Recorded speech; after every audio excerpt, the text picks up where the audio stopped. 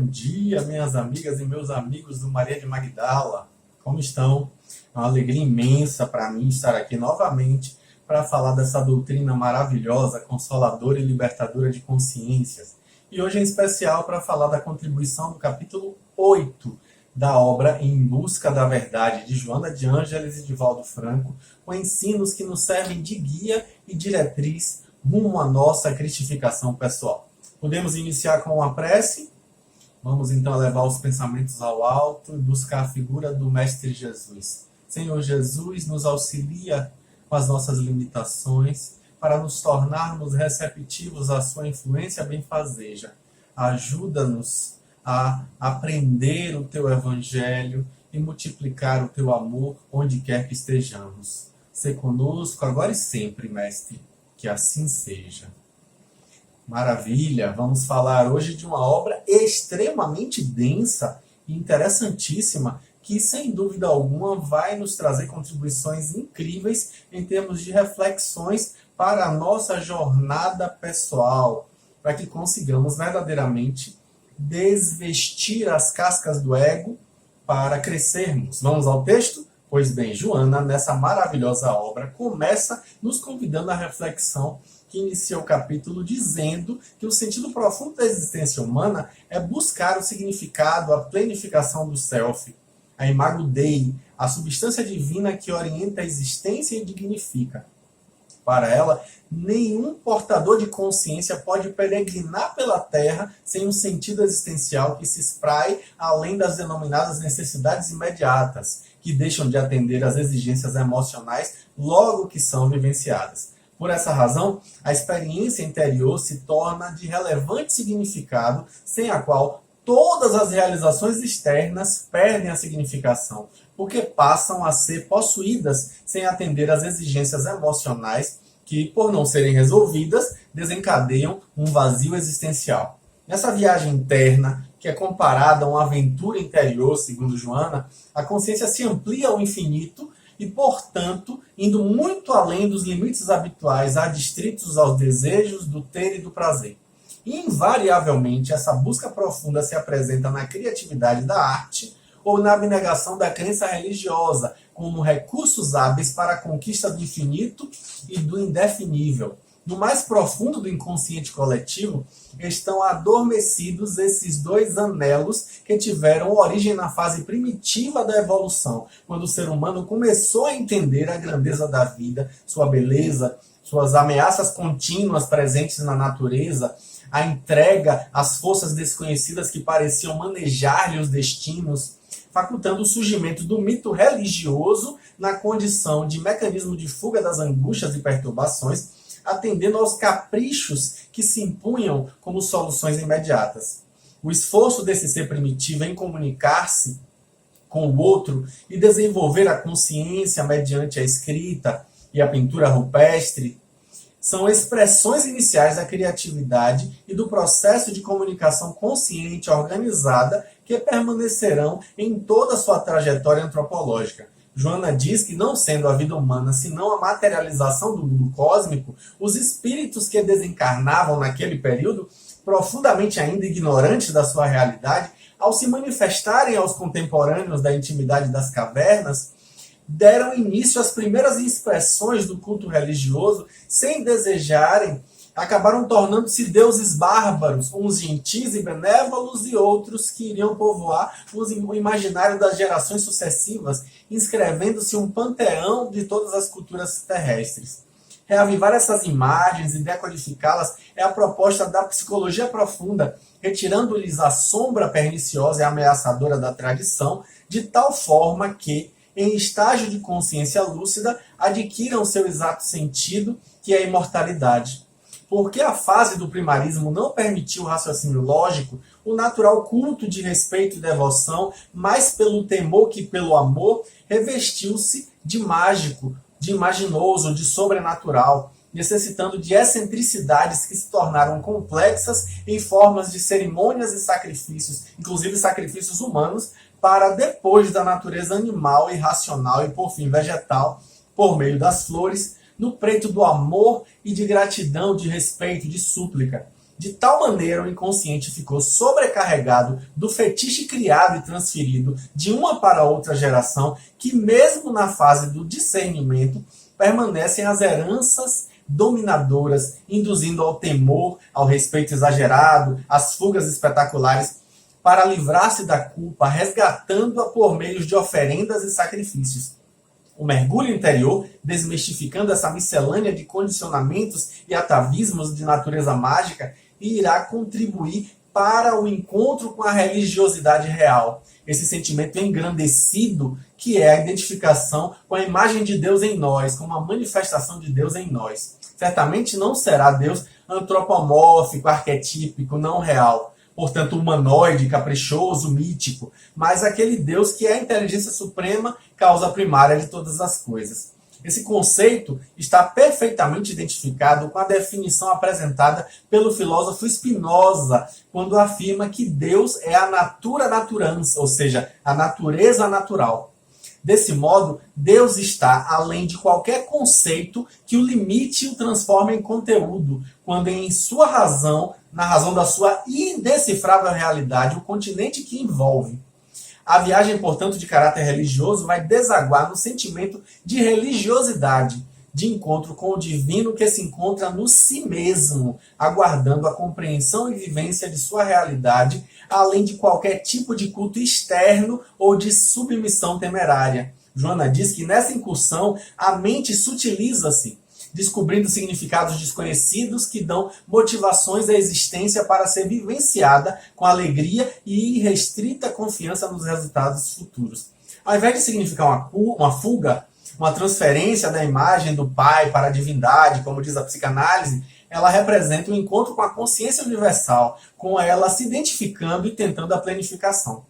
As várias maneiras de realizar a religiosidade mediante a fé, a abnegação, a concentração nos postulados da vida, na prece, na integração solidária, nos serviços de beneficência e de caridade, dão sentido à existência física, enriquecendo ela de alegria e bem-estar pelo prazer de contribuir em favor da satisfação geral, da diminuição do sofrimento, da miséria, das necessidades que assolam em toda parte.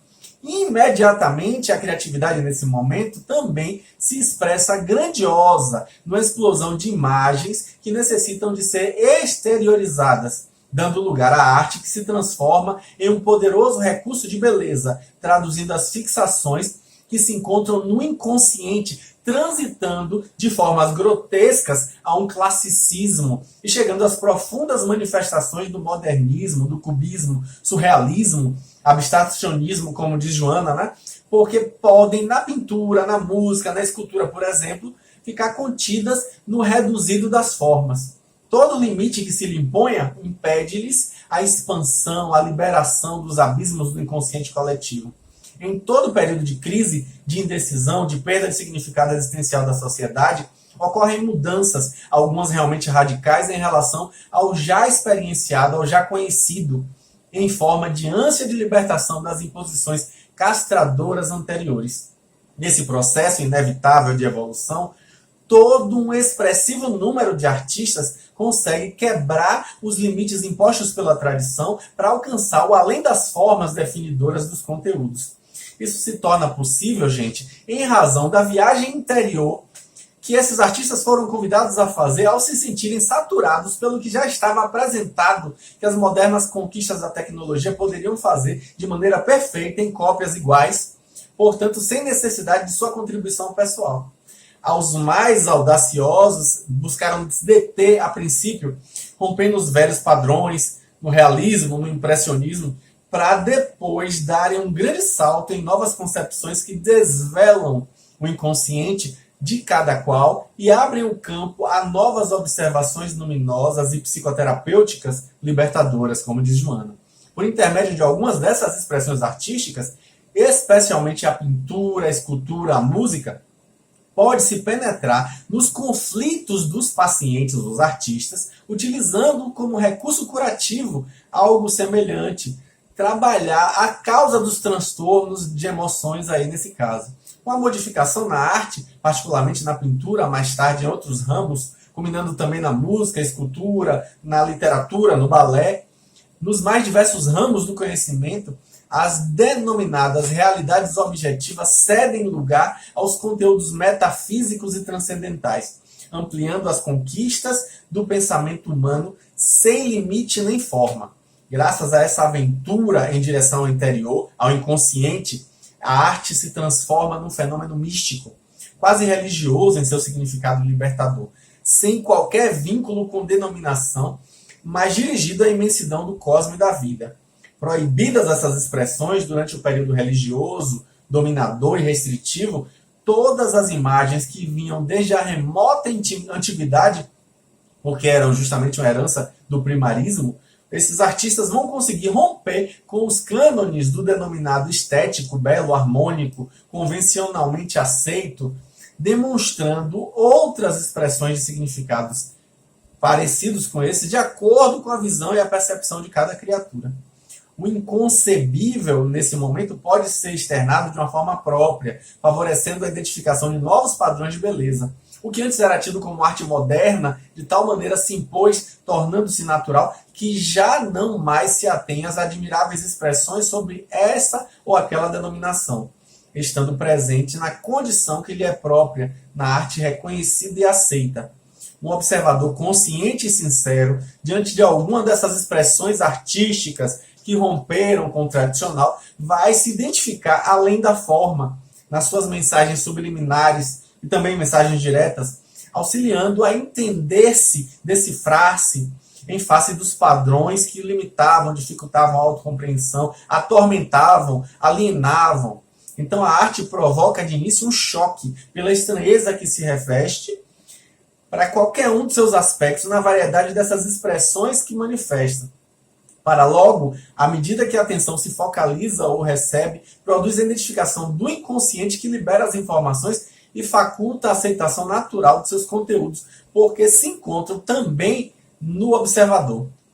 Costuma-se dizer que nas maiorias das pinturas da arte contemporânea se expressa angústia, dor, sofrimento, discórdia, luta, que de certo modo é verdade, como diz Joana, né? Porque representa justamente a visão da jornada longa da evolução e reflete a realidade existencial, muitas vezes disfarçada pela hipocrisia oculta das denominações dos multiplicadores de opinião.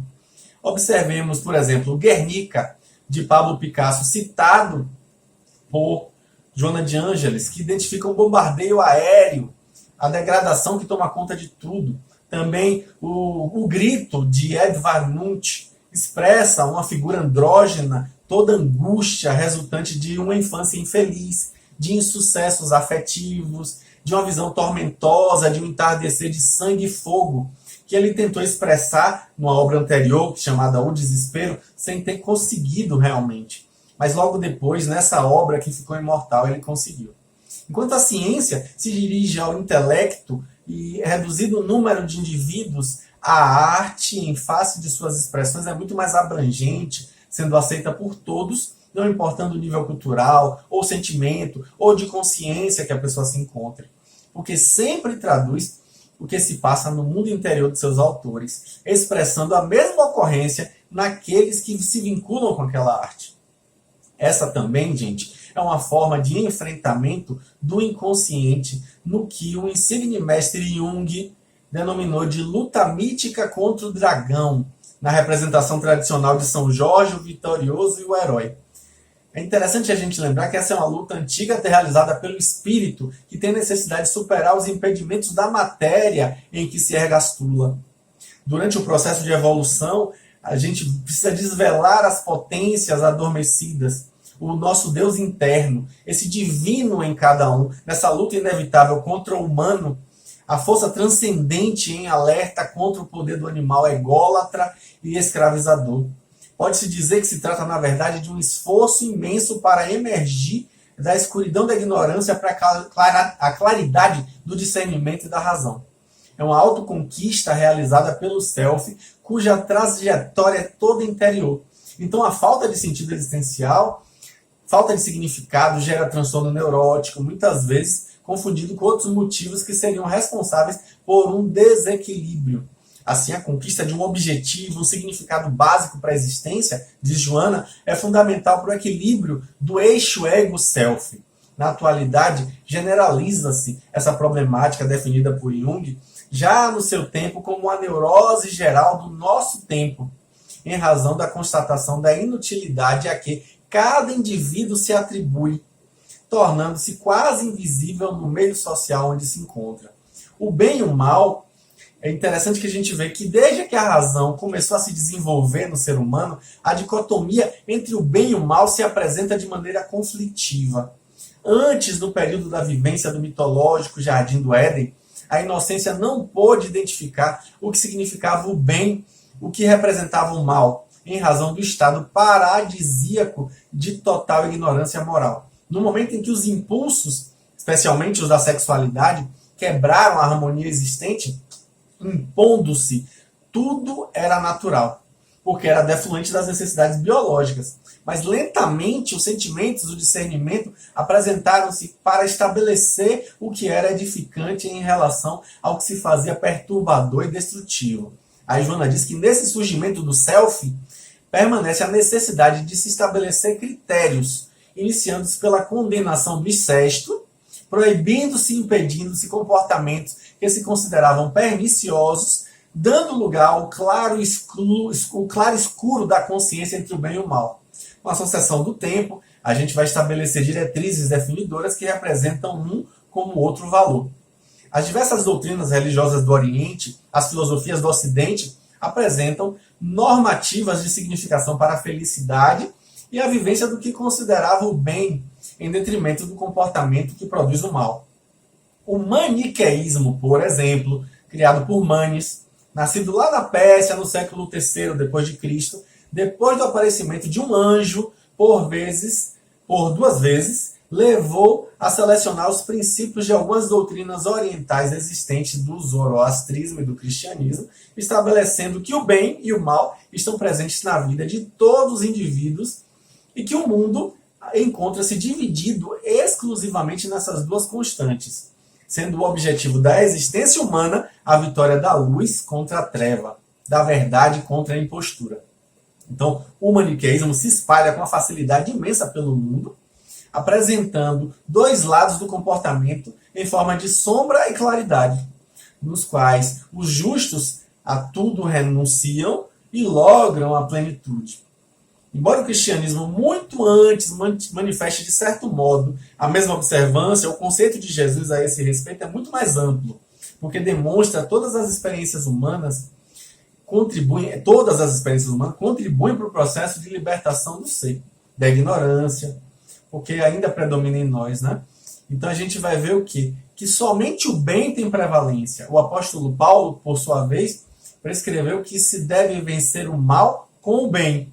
Essas propostas, especialmente a maniqueísta, ainda em voga atualmente, são portadoras de comportamentos fanáticos, definitivos, gerando graves conflitos na cultura, na sociedade, porque aquilo e aqueles que são bons, que representam bem para determinado segmento humano, são maus para outro. Condutas consideradas socialmente aceitas e dignas em um povo recebem reproche de outro, que as tem em condição de agressividade e de primitivismo. Pois bem, esses conceitos, portanto, não podem ser considerados de modo absoluto. O que significa, porém, o bem? Joana diz que é tudo aquilo que contribui em favor da vida, do seu desenvolvimento ético e moral, a sua construção edificante e propiciadora de satisfações emocionais. Enquanto que a gente vai ver que é preciso evitar confundir a natureza física com a emoção da harmonia, do equilíbrio, da felicidade que se adquire por meio do pensamento, palavra, ação, que não são geradores de culpa. O mal, diz Joana, é tudo que gera aflição, que transforma em problema, que trabalha pelo prejuízo de outrem, do outro grupo social, levando a desconforto moral, destruição. Portanto, do ponto de vista educacional, se a gente for observar criteriosamente essa ocorrência, a gente vai poder constatar que muito mal de determinado momento, administrado corretamente, pode se transformar em um grande bem. Por outro lado, o que pode parecer um mal para determinado indivíduo, proporciona a ele o despertar da consciência, o caminho que o levará ao autodescobrimento. A dificuldade, muitas vezes, em diferenciar no íntimo da gente, o que é bem, o que é mal, vai dar origem à nossa sombra, como diz Joana, que também tem raízes no ego dominador e arbitrário. Lá no Livro dos Espíritos, Kardec vai perguntar na questão de número 630 como se pode distinguir o bem do mal. E o que é que os espíritos respondem? Que o bem é tudo que é conforme a lei de Deus, que o mal é tudo que lhe é contrário. Assim, fazer o bem é proceder de acordo com a lei de Deus, e fazer o mal é infringi-la. O ser humano é portador de fenômenos lógicos que nem sempre sabe discernir, que apresentam conscientes e inconscientes. Inicialmente, nesse processo evolutivo, o ser humano era todo instinto e paixão, adquirindo através do desenvolvimento antropológico, da evolução da consciência de si, a conquista da razão, dentro de uma área restrita, que ainda não pôde abarcar a totalidade das ocorrências interiores e emocionais, auxiliando no comportamento mais compatível com o estágio de lucidez alcançado. No íntimo do ser humano estão os desejos do prazer, o gozo, a realidade, conforme as conclusões do eminente psicanalista Sigmund Freud. Esses impulsos dominadores têm, no entanto, que enfrentar a cultura de cada época, os hábitos estabelecidos, os códigos, os impostos, dando lugar, né, ao que a gente muitas vezes acredita serem manifestações demoníacas que arrastam a gente para o sofrimento, o inferno das religiões castradoras.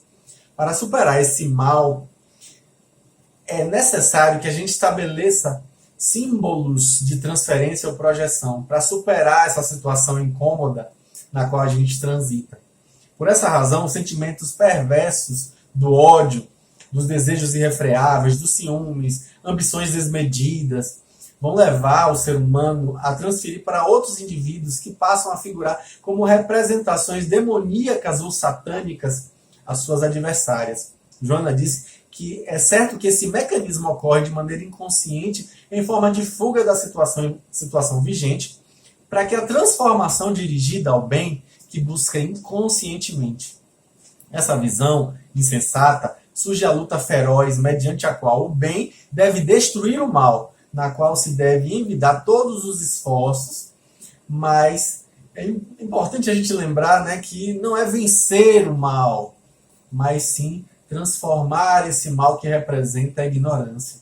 Esse fenômeno ocorre sempre quando se deseja exterminar um adversário, que pode ser um indivíduo ou uma raça inteira, uma ideia como um grupo idealista, apresentando a condição de personificação demoníaca contra a qual todas as armas podem ou devem ser utilizadas a fim de aniquilá-los.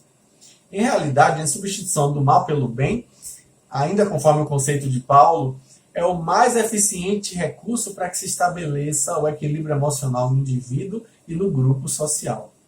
Toda vez que alguém se põe contra algo ou alguém, é inevitável que esse alguém se arme, o que se transforma no mal. Todavia, quando se põe a favor do bem, ele se desarma e logo ama. Isso modifica a questão. Então é preciso substituir o mal pelo bem. Há uma regra para melhor identificar-se o bem em relação ao mal, que é a utilização do amor em seu sentido amplo e universal, como diz Joana, que oferece a resposta mais hábil para a condução equilibrada de si mesmo e o trabalho generalizado em favor de todos. Nesse momento, a gente alcança uma consciência moral que vai discernir que se deve e se pode fazer em relação ao que se pode, mas não se deve, ou se deve, mas não se pode fazer. Através das reencarnações, o espírito vai aprender a compreender o que auxilia a sua evolução, o que entorpece, o que retarda, e vai identificar os mecanismos poderosos para a libertação da sua mente do primarismo dos instintos, os tais demônios, dando a oportunidade para a claridade do esclarecimento aconteça, a chamada angelitude. Então o self, que é Deus em nós, essa pulsão de bem, vai romper as camadas grotescas das tecelagens cerebrais, como diz Joana, e vai se expressar em palavras, pensamentos, ações, trazendo um estágio de saúde real. E aí a gente vai poder verdadeiramente vencer os instintos. Responsável pelo amplo discernimento, vai auxiliar a racionalizar o mal, mediante a observância dos resultados advindos dele, os instrumentos que poderiam ter sido utilizados para efeitos melhores, e para trazerem um prazer, o bem-estar, ao invés da culpa, do arrependimento, da angústia. Então, esse processo de individuação, essa jornada evolutiva, a partir desse momento, com todo esse esforço para a união dessas duas pulsões em uma única expressão de vida, que é aquela encarregada de propiciar a harmonia, vai eliminar ou superar os desvios do passado que respondem pelos sofrimentos, pelos conflitos, tanto individuais quanto coletivos. Joana diz que o estado que a gente vivencia, o bem, aquele momento que simbolicamente a gente diz da iluminação, do entendimento, da consciência de si, a gente vai transcender a dualidade do bem e do mal. A gente vai perceber que essa dualidade serve para o desenvolvimento da psique, mas em situações antagônicas como alto, baixo, belo, feio, claro, escuro, bom, mal, certo, errado. Mas a gente transcende isso, porque Jesus, que vai trazer a bela imagem dessa dualidade, quando ele se refere ao joio e ao trigo. Aí com isso a gente vai ver o que é benéfico e o que é ruim, o que é que atrapalha o processo. Então é preciso que a gente não resista ao mal que possam querer fazer a nós. Eu, novamente dizer assim, ser perseverante no bem, substituir o mal pelo bem. É a vitória sobre o que é prejudicial. O bem, portanto, não é a ausência do mal, assim como o mal não pode ser considerado como fora do bem, mas é uma experiência que pode ser conduzida criteriosamente pela consciência para a autoconquista. Muitas vezes, em face da ausência dessa consciência moral, o indivíduo vai interpretar equivocadamente uma ou outra dessas situações, sendo, portanto, a responsabilidade da sua escolha conforme o nível do seu conhecimento, da sua estrutura moral, sua estrutura espiritual. Para Joana, do ponto de vista psicológico, a adoção do bem vai representar saúde emocional, discernimento, moralidade, ambos propiciadores de bem-estar, dando significado para a existência. Portanto, à medida que o indivíduo se educa, se disciplina nos impulsos, e aí com isso vai experienciar o verdadeiro estado de plenitude.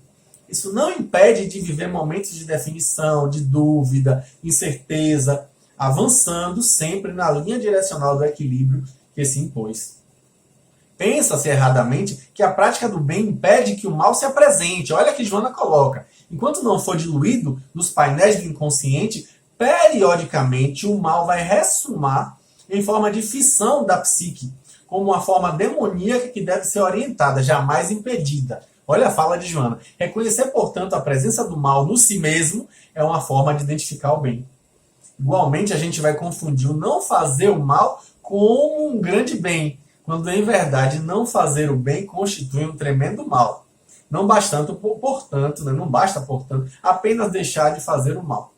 Toda vez que se pode iluminar para espraiar o trigo generoso e não se realiza esse dever, amplifica-se a sombra, domina o problema. Então é preciso que a gente consiga transcender isso para conseguir diminuir a vigência do mal. Jesus asseverou com sabedoria: vede o que queríeis que vos fizessem ou não vos fizessem. Tudo se resume nisso, não vos enganar, como a gente vê lá na resposta da questão de número 632 do Livro dos Espíritos. A dinâmica da vida se estrutura nas experiências que capacitam o self para a sua planificação. Então, com isso, a gente vai ver que o sofrimento faz parte da inevitável conjuntura existencial, como diz Joana. É um momento de busca por equilíbrio interior, para que a gente consiga alcançar a vivência do bem-estar. Acreditar que a ausência de sofrimento no mundo constitui algo realmente patente é uma utopia na visão de Joana. É o mito do paraíso perdido, que a gente vai achar que vai vivenciar esse paraíso, que vai buscar novamente esse paraíso, como se fosse algo realmente plausível, uma vida sem qualquer tipo de sofrimento. Joana diz que o ser humano tem necessidade de constantes desafios que lhe facultam o desenvolvimento dos recursos não conhecidos, que despertam sobre os estigmas do desconforto pessoal, das dores, das incertezas, das lutas propiciadoras de conquistas novas. Essa ânsia por liberdade plena é geradora de sofrimento, quando dá a impossibilidade existente de se eleger apenas o bem em detrimento do mal, em face dos impulsos primários e das circunstâncias hostis da convivência social. E aí a gente vai ver nitidamente que a estabilidade orgânica igualmente é portadora de relatividade muito expressiva, porque altera-se a cada momento pelo processo de renovação celular. Também das nossas emoções, os fatores existenciais, reencarnatórios, e, obviamente, isso tudo produz inevitáveis sofrimentos. Portanto, na natureza física, emocional, mental, social, econômica, estão lá os sofrimentos. Foi a observância desse sofrimento que levou Siddhartha Gautama, o Buda, à reflexão de que tudo no mundo é sofrimento. E por isso ele apresentou as 4 nobres verdades, estudando as suas causas e consequências, os mecanismos de libertação desse sofrimento, as técnicas de harmonia integral. Descobrindo a presença da sombra inaceitável para a grande maioria dos seres humanos, Buda propôs a compreensão da mesma em sua aceitação, trabalhando exatamente esse eixo ego-self de maneira a diluir essa sombra quando causada por um sofrimento ou quando gerada a partir de um sofrimento. Então a gente vai ver que é importante que a gente consiga confrontar esse sofrimento para poder ir, em resposta aos limites da nossa liberdade, buscar realmente caminhar para o nosso processo de iluminação. É preciso que a gente se lembre que o denominado mal é a presença natural no psiquismo. É uma presença que ali está, como as experiências negativas do primarismo que a gente traz da nossa evolução espiritual, definindo rumos que normalmente se alteram quando a dor se instala e a necessidade de ser feliz se apresenta em caráter de urgência. Aí se originam as experiências reencarnacionistas, mediante as quais, em uma existência, se reparam os erros da anterior, transformando em conquista o que antes era prejuízo, aprimorando sentimentos, desenvolvimento do intelecto, de modo a enriquecer o self para o processo de individuação. Muitos obstáculos surgem nesse cometimento, derivados dessa sombra e de outros arquétipos que são construídos durante o nosso processo evolutivo. Nesse sentido, a criança maltratada que permanece dentro de cada pessoa continua necessitando de um colo de mãe, de apoio, compreensão, para encontrar sua libertação, que somente existe no esforço pessoal de cada um, ou através da orientação lúcida dos estudiosos do comportamento humano, conhecedores da injunção da sombra, do conflito da ânima ânimos, no ego insatisfeito dos processos psicoterapêuticos especializados. Enquanto permanecem as ambições infantis, disfarçadas de aspirações do amadurecimento psicológico, o sofrimento no mundo prossegue, dominando as criaturas em todos os segmentos da sociedade, porque o falso conceito de bem-estar é a ausência de preocupações, responsabilidades, enfermidades. Isso, obviamente, predispõe à perda de identidade dos objetivos essenciais da existência, substituídos pelo prazer do imediatismo fisiológico. Joana diz que os sofrimentos encontram-se no mundo porque os espíritos que o habitam ainda permanecem num período de desenvolvimento ético-moral em que a dor lhes constitui uma necessidade psicológica. Proceder bem, para a gente não sofrer, cumprir os deveres, a fim da gente não ser penalizado, trabalhar pelo progresso da sociedade para fruir benefícios, tornou-se então a transferência do Deus-temor ancestral pelo negocismo interesseiro, mediante a qual Deus retribui em bênçãos tudo quanto se faz de bom, punindo severamente quando se pratica o mal. Olha que visão infantil. O mal como um bem são relativos, não podendo ter caráter de conceituação absolutista, em face dos seus próprios significados, facultando assim o discernimento das boas ações como frutíferas para aqueles que as praticam, em razão da satisfação pelo praticá-las e não apenas pelos interesses pessoais em jogo. Quem conduz perfume impregna-se da mesma forma como ocorre aquele que carrega putrefação. Quando se opera em termos de saúde emocional e significado psicológico, satisfações profundas ressumam do inconsciente e tomam conta da realidade consciente, estimulando a continuação do comportamento e da plena sintonia com a imagem de Deus em nós, ampliando o raio do pensamento na direção de Deus. É preciso que a gente perceba a necessidade de criar um canal com a causa absoluta, com o divino em nós, que obviamente representa o não sofrimento. Porque mesmo com um desconforto, uma perda, um prejuízo, ou outra coisa, pode ter uma significação que é atribuída, aí a gente atribui, né? Que isso tudo é essencial para a psique, são as aspirações do belo, do quase inatingível, do transcendente. Com isso a gente vai conseguir transcender esses sofrimentos do mundo que defluem desses dramas existenciais, porque ainda estamos em desajuste, em carência afetiva, né? Porque muitas vezes somos as ovelhas que se afastaram do rebanho. E aí precisamos ser vergastulados pelo bastão do pastor que nos puxa de volta para o rebanho.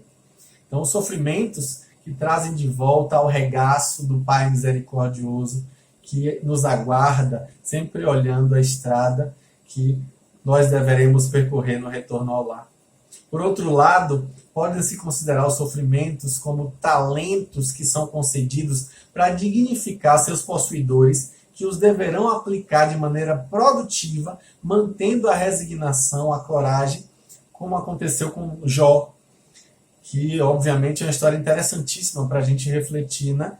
Ele amava a Deus, não pelo que ele havia recebido de Deus, mas pelo efeito de sua paternidade sobre ele. Aí é interessante que no mito há uma aposta entre Satã e Deus. Obviamente que a gente está falando de símbolos psicológicos. Deus, querendo experimentar Jó, resolveu apostar e aí percebeu que Jó se manteve fiel até o fim. Esse Deus, naturalmente antropomórfico, da visão junguiana, é, na verdade, um aspecto aterrador que assumiu quando, nessa antinomia, apresentou a outra face, a da misericórdia, do amor, recompensando aquele que permaneceu confiante, mesmo quando o sofrimento alcançou os limites quase insuportáveis. Como é preciso a gente lembrar também, a gente vai levar em consideração o símbolo psicológico que está aí nessa perspectiva. Né? Existe aí uma simbologia.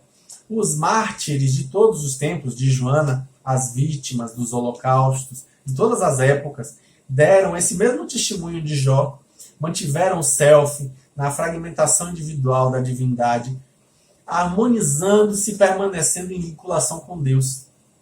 Nós nos encontramos nessa situação. No Velho Testamento a gente vê isso, né? Deus é inclemente, gosta de ser temido, enquanto no Novo Testamento ele é misericordioso e compassivo, compreensivo, desejando somente ser amado na condição de Pai. Eis, pois, que se encontra presente justamente em nós esse self, esse Deus em nós, que a gente só vai encontrar mediante a superação da sombra na presença do amor. Então, o mal não desaparece de um momento para o outro, como diz Joana, nem é o inverso do bem. Na verdade, a gente vai perceber que no auge das amarguras, dos desaires, das aflições, de tudo quanto significa o mal, gerador de sofrimento, existe da luz uma réstia em plena treva, apresentando a solução, propondo o reencontro com Deus. Além da consciência do ser, no psiquismo profundo, temporariamente Deus se apresenta nesse aspecto ambivalente, o temor e o amor. Atendido pelo self, capaz de discernir, vai se fundir no amor e um processo de iluminação interior, saindo dessa sombra. Quando se sabe encarar o sofrimento como uma necessidade de entendimento do ego, com todas as suas máscaras, inclusive do bem aparente, o trágico, o desvalimento, transformam-se no alicerce para a construção da realidade humana no seu sentido divino transcendente. Porque o ser, em si mesmo, é indestrutível, é imortal. Como um valioso contributo para a vitória desse teste de evolução, a prece significa a comunicação com Deus através do nosso pensamento otimista e confiante, proporcionando a captação de energias poderosas que vão nos dar resistência para lutas e, obviamente, vão nos ajudar a eliminar sucessivas camadas do primitivismo, das paixões acelvajadas que ainda predominam em nós. E vão nos ajudar a encontrar Deus em nós, que está ali, aguardando ser encontrado, nessa chama divina em nós. Sofrimento, então, na verdade, com vastas significações para essa palavra, é uma oportunidade de suplantar essa ignorância. O sofrimento tem a ver com a ignorância. Estranham-se muitas vezes as resistências morais de que são portadores determinados indivíduos, que quando são postos à prova nos sofrimentos inenarráveis, eles permanecem tranquilos, estoicos, como aconteceu, por exemplo, no Holocausto do povo judeu, frente aos nazistas. Muitas dessas vítimas, após a libertação, ao invés de se deixarem consumir pelo ódio contra os seus algozes, buscaram auxiliá-los para trabalhar pelo renascimento do país. Olha que interessante, né? O ódio não nos trará de volta os afetos assassinados, as alegrias roubadas, a saúde vilipendiada, a vida perdida. Somente pelo amor, diz Joana, poderemos demonstrar que nenhuma força física, política ou social é mais poderosa do que a confiança em Deus. Dentre muitos dos sobreviventes, é interessante que tem, assim a gente vai ver, muitos que sobreviveram ao campo de concentração de Auschwitz e se mantiveram sorridentes. Interessante, né? Como a gente muitas vezes tem dificuldade de se identificar com isso. Apesar dessas reflexões, existem indivíduos emocionalmente fragilizados que, diante do sofrimento, vinculados teoricamente a qualquer denominação religiosa, se sentem defraudados e interrogam aflitos: por que Deus permite que isso me aconteça? Onde está Deus que não vem em meu socorro? Será que realmente existe Deus? Um conceito a respeito da divindade, obviamente, aí é mágico, é infantil, retrocede a um período primário, de um arquétipo miraculoso, né? Que na verdade acredita que Deus resolve tudo, impede tudo que aconteça nas experiências iluminativas, como se Deus fosse tirar as suas próprias leis, né? Não dá, gente, para a gente pensar num Deus que para as suas próprias leis para poder ajudar alguém. Pelo contrário, Deus mostra a sua grandeza na realização de sua lei. A fé, na verdade, raciocinada, vai nos ajudar a ter resistências morais para esses enfrentamentos, né? Para lidar com a solidão, para lidar com o sofrimento, com o silêncio, a expectativa, a angústia. Então, qualquer desses fenômenos psicológicos que produzem dor, que se abatem sobre os portadores da espiritualidade ou de maturidade emocional, a gente vai ver que ali, na verdade, nós buscamos em Deus lograr superar situações mais perigosas e acontecimentos mais afugentes e danosos. É muito fácil constatar que nos enfermos pelos quais se ora, se consegue, sem saber desse contributo de estranhos, apresentar melhoras nos problemas orgânicos. A oração funciona, gente. A ciência tem provado isso. Quando as próprias pessoas oram, eles têm mais resignação, já encaram a vida de uma maneira mais saudável, recuperam-se mais rapidamente. Quando se ora por eles, e eles têm conhecimento, e eles também oram, os efeitos são ainda muito mais imediatos durante o trânsito da enfermidade, e as terapias se tornam muito mais eficientes. Compreende-se que essas pessoas, por conta da sua fé, da força mental que dão a si mesmo, eles estimulam os neurônios a produzirem substâncias propiciadoras de reequilíbrio, de saúde, de harmonia. Quando Jesus era convidado a curar alguém, ele sempre interrogava: tu crês que eu posso te curar? Ou tu queres que eu te cure? Desse modo, ele dava a oportunidade da pessoa contribuir também no processo de recuperação, produzindo neuropeptídeos responsáveis pelo refazimento orgânico, como diz Joana, e também emocional e psíquico, tornando-se receptivos à força que ele emanava. Olha que interessante, né? Jesus, sábio demais, nos ajudando, inclusive, a ensejar essa produção de neurocomunicadores que promovem a saúde. A fé religiosa, saudável, bem direcionada, também adquire e oferece significado à existência humana, dando ao crente o prosseguimento nos seus compromissos, os compromissos que ele abraça, né, dignificando esses esforços que a gente empreende, né, sempre a buscar o melhor em nós, em buscar a felicidade. Enquanto que os indivíduos duros e imaturos psicologicamente vão se encontrar despreparados para o sofrimento, sempre esperando que a solução venha de fora, venha do exterior, venha do outro, permanecendo na mesma dependência que transcorre a sua existência, sem um esforço pessoal para a aquisição da consciência lúcida e produtiva. À medida em que sejam adquiridas a consciência de si, a compreensão do significado existencial, o dever de superar a sombra após aceitá-la, que a gente só muda o que a gente aceita, a gente vai gradativamente se encaminhando para o processo de individuação. Então, essa busca do significado da existência humana deve se expressar rumo a esse processo de tornar-se si mesmo, busca da própria identidade. Interessante, que não tem a ver com individualismo, mas sim de individualidade. É a busca do ser real, né, que é justamente o que transcende ao mero ego.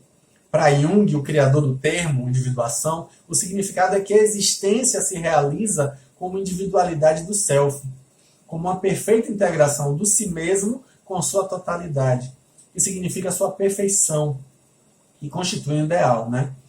Trata-se aí de um esforço que deve ser efetivado para que a gente consiga alcançar uma perfeita consciência de nossa realidade, sem qualquer disfarce, como realmente a gente é, sem conflito de somente se apresentar com características que não são verdadeiras. Compreendendo-se que se trata de um esforço titânico, porque obviamente o self se apresenta como um tentame que pode ter uma repercussão perturbadora, inesperada, como no caso da autopresunção, de desejar se tornar um super-homem, como diz Nietzsche, o Übermensch, que é exatamente o sobre-humano no seu delírio masoquista, Nietzsche falava, né? O homem-deus.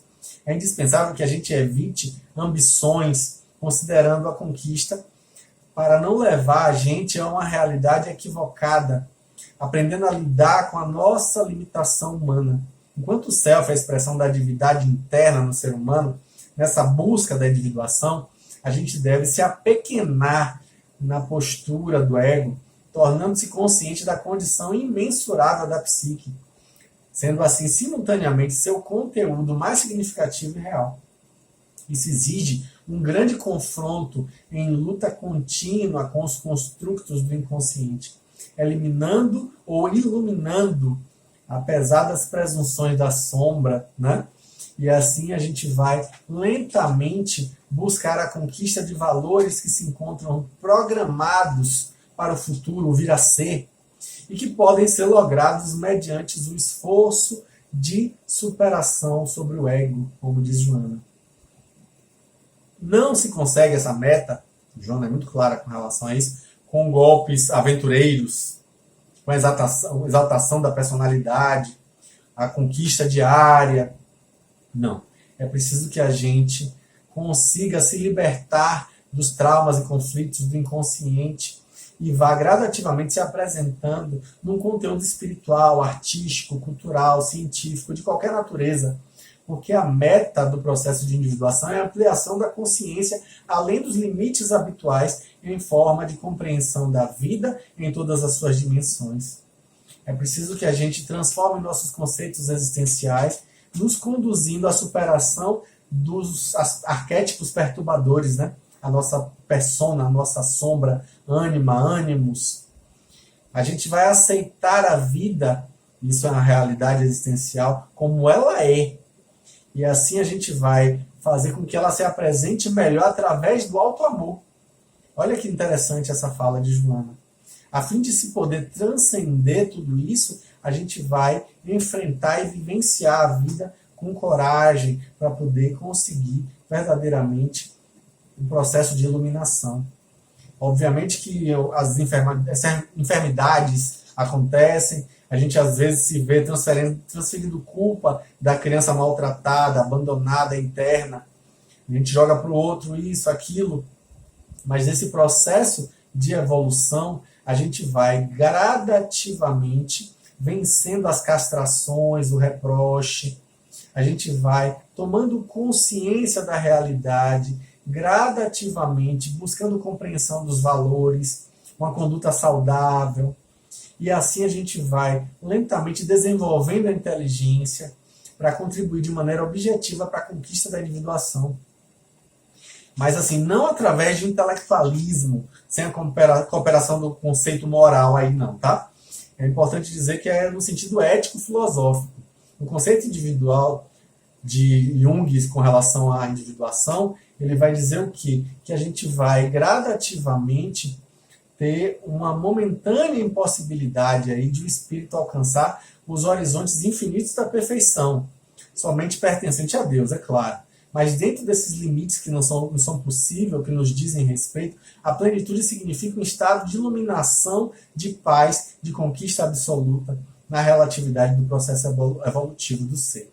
Cada indivíduo tem a sua própria programação existencial, trabalhado pelos recursos defluentes das conquistas alcançadas no carreiro das nossas reencarnações, não constituindo a etapa atual o último passo, a situação definitiva, não. Muita gente acha que essa encarnação vai ser definidora. E às vezes a gente precisa baixar um pouquinho a bola e perceber que essa encarnação é parte de uma carreira de reencarnações. E a gente vai gradativamente se aproximando desse processo de crescimento, de tomada de consciência e autoiluminação. Joana diz que é preciso que a gente vá levando gradativamente essa perspectiva de uma busca de unidade que deve ser conquistada como destino que a gente aguarda. Nessa realização individual, o self se reúne com os conteúdos do inconsciente e aí vai juntando com os do consciente numa harmonia que faculta uma lucidez que vai ajudar justamente que a gente consiga se libertar do nosso passado de sofrimento e de culpa. Que esse é um trabalho possível na razão direta em que o mesmo vai penetrando nos depósitos do inconsciente e se libertando das fixações, das imagens ancestrais que respondem pela desorientação do indivíduo sempre quando emergem, gerando conflito com a consciência, com os valores éticos estabelecidos, com a necessidade que se impõe, no caso, né? Então, com isso, a gente vai ver que a gente vai gradativamente se libertando. E, obviamente, que esse processo gera angústia, rejeição de si mesmo. Às vezes, a gente se identifica tendo pensamentos e sentimentos bastante estranhos. Às vezes, estavam adormecidos e que acordam, muitas vezes, em transtornos neuróticos. E aí é que tá. Se a gente persevera vencendo isso, integrando esses conteúdos inconscientes, a gente vai gradativamente se iluminando. Só dá para transformar o que a gente aceita.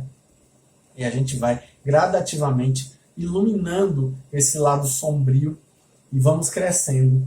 Nesse esforço empreendido, vão se dando formas, né, emocionais, transformações emocionais dos aspectos de saúde sob os mais variados ângulos, considerado grande motivo de prazer e de alegria ante a perspectiva do encontro com o repouso, a paz, o nirvana. Após as primeiras experiências de iluminação, o progresso, a imortalidade, a sublimação retorna e o trabalho interior vai prosseguindo. E a gente vai lembrando sempre que não tem como a gente almejar um repouso absoluto. Isso representaria o oposto do que Jesus anunciou com relação ao fato de que o reino dos céus está dentro de cada um de nós mesmos, né? Cada um dos indivíduos.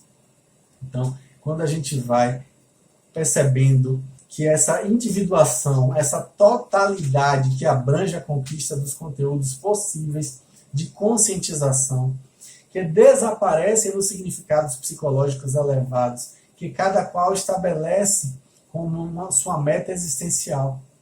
Esse tentame naturalmente propõe novos paradigmas de comportamento que surpreendem, porque o novo e desconhecido são sempre motivo de preocupação e de mau entendimento. Joana diz que tais paradigmas, no entanto, estão dentro do ser. E aí a gente vai gradativamente buscando aspirar vida, uma interpretação diferente do que é aceito. A gente vai buscar vencer o caos interno e buscar o equilíbrio e o bem geral. Enquanto isso não ocorre, a gente vai ter neurose, né, que é exatamente esse fenômeno de luta interna, esse conflito, esse transtorno neurótico que vai se manifestar como ansiedade, insatisfação, frustração, desconfiança, a própria solidão, que asfixia os mais belos ideais da humanidade intelectualizada, tecnologicamente rica, profundamente infeliz no seu sentimento pessoal. Os efeitos mais imediatos disso são as depressões, os problemas afetivos, os transtornos de pânico, as fugas pelo suicídio, pelo homicídio, as opções tormentosas pela violência, pelo estupro, o esdrúxulo, o primitivo comportamento de chamar a atenção face ao desprezo que suas vítimas sentem por si mesmas. Ante a impossibilidade de se considerar sua valorização pelos significados nobres, assume as agressivas posturas que lhe atendem pelo desconforto interior, tornando-se temíveis por saber que não são amadas, em carência profunda, em estado de infância abandonada. Desse modo, a busca da individuação é também a maneira psicológica de se encontrar o melhor meio para o bom relacionamento com Deus em nós, assim como com o outro, com a sociedade. É preciso que a gente busque uma convivência saudável, não só com o outro, mas conosco. Algo somente passa a ter existência real na consciência quando é pela consciência detectado.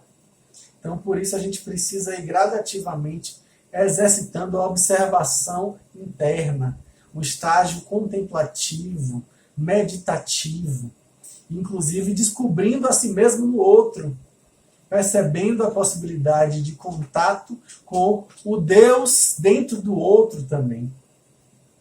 É preciso que a gente evite o distanciamento, o isolamento, não social que a gente está passando necessário realmente agora por conta da pandemia, mas sim a questão de se isolar do outro, se isolar do contato com o outro, que é tão necessário para nosso processo evolutivo. A gente hoje tem a tecnologia que nos ajuda a vencer a distância física, que ainda é necessária, né? Mas óbvio que a gente precisa ir gradativamente caminhando para um processo de evolução através do contato com o outro. Para a gente não reviver aquela pandemia de eremitas no século III, no início do cristianismo, né, que acabaram levando tanto a visão cristã de contenção da felicidade, na verdade, esconder os conflitos internos, né? Aqueles eremitas que detinham uma visão completamente equivocada de que é preciso evitar a felicidade. E aí a gente vai, né, com esse isolamento, cair nesse risco. É preciso a gente realmente sair desse olhar e ir gradativamente buscando o contato com o outro, porque no contato com o outro a gente vai, sem dúvida alguma, conseguir crescer e amadurecer. Então, sem dúvida alguma, a felicidade é o que nos espera mais adiante. Seguir o exemplo de Jesus, reflexionar sobre as palavras dele, sobretudo nos seus exemplos, como diz Joana, é a mais segura diretriz para se encontrar na nossa própria individuação.